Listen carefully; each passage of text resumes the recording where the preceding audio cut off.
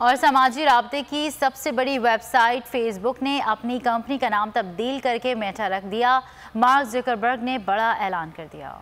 Facebook company का नाम तब्दील, नाम मेटा रख दिया गया, बड़ा ऐलान कर दिया गया। समाजी राब्ते की सबसे बड़ी वेबसाइट फेसबुक ने अपनी कंपनी का नाम तब्दील करके मेटा रख दिया। कंपनी के सीईओ मार्क ज़करबर्ग ने बड़ा ऐलान कर दिया। वीडियो पैगाम में कहा कि अब हमारा नाम वो है जो हम करते हैं। I am proud to announce that starting today, our company is now Meta.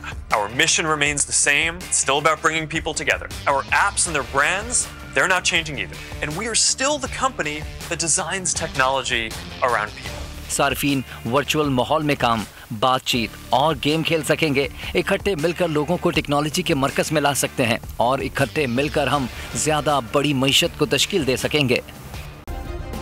Subscribe करें और बेल दबाएं ताकि कोई खबर रह न जाए।